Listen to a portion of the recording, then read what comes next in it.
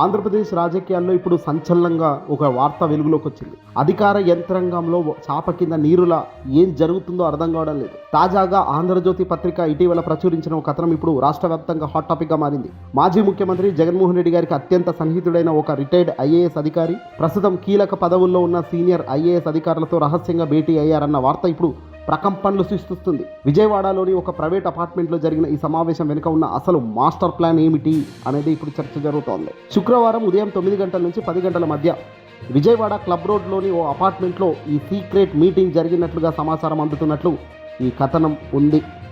ఇందులో దాదాపు 6 నుంచి 7 సీనియర్ ఐఏఎస్ అధికారులు పాల్గొన్నారట. వీరంతా ప్రస్తుతం సెక్రటరీ స్థాయిలో ఉన్నవారే కావడంతో ప్రాధాన్యత సంతరించుకుంది. సదరు రిటైర్డ్ అధికారి ఈ అధికారుల మధ్య ఓ ప్రతిపాదన ఉంచారట. ప్రభుత్వంలో జరుగుతున్న కీలక నిర్ణయాలు కావచ్చు, ముఖ్యమైన ఫైళ్ల కదలికలు కావచ్చు, మరియు ప్రభుత్వ పెద్దలను కలుస్తున్న కాంట్రాక్టర్ల వివరాలను వైఎస్ఆర్సీపీ పార్టీకి చేరవేయాలని ఆయన కోరినట్లు కథనం చెబుతోంది.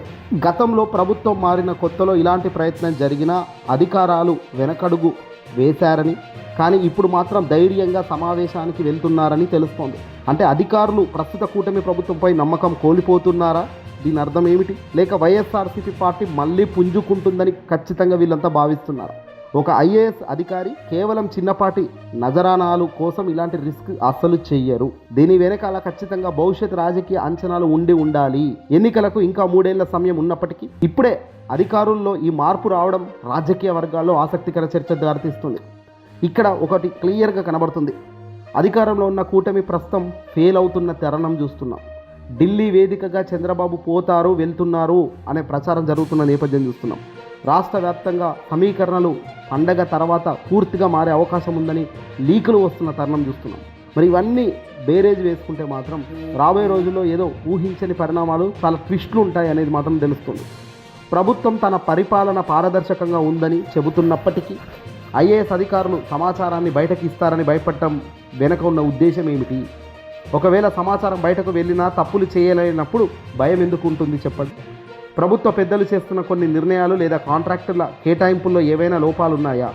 అందుకే ఈ సమాచారం ప్రతిపక్షాలకు చేరకూడదనే భావిస్తున్నారా? ఈ కథనం ద్వారా తెలుగుదేశం పార్టీకి సంబంధించిన ఆంధ్రజ్యోతి పత్రిక కూటమి ప్రభుత్వాన్ని అప్రమత్తం చేస్తుందని అనుకోవాలా, లేదా అధికారులపై కక్ష సాధింపునకు దారితీస్తుందా అనేది చర్చకు దారితీస్తుంది.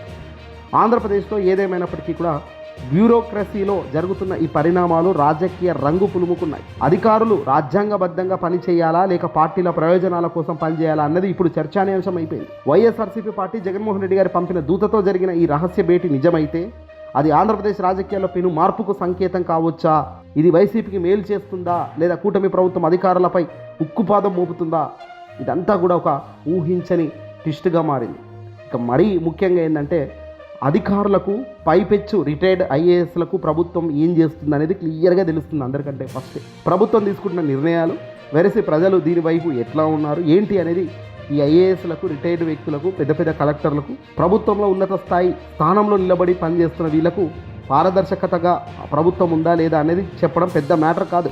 వీళ్ళలోనే ఈ మార్పు వచ్చిందంటే, వీళ్ళలోనే ఈ తరహా ఆలోచన వచ్చిందంటే, వీళ్ళలోనే ఈ తరహా మూవ్ కనబడుతుందంటే ఖచ్చితంగా ఒక రాజకీయాల్లో ఒక భారీ భూకంపం ఆంధ్రప్రదేశ్లో త్వరలో రాబోతున్న దానికి ఓ పెను సంకేతంగా ఇదంతా చూడవచ్చా అంటే ఖచ్చితంగా చూడొచ్చు అనే ప్రయత్నం జరుగుతుంది.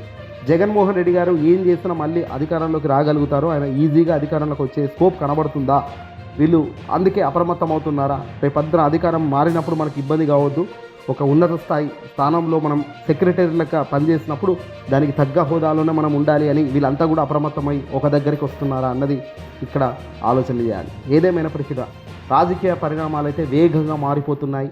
ఏ క్షణం ఏదైనా జరగవచ్చు అనే దానికి త్వరలో చాలా చేంజెస్ వస్తాయి అనేది మాత్రం లీకులు వస్తున్నాయి. చూడాలి మరి ఏం జరుగుతుందో.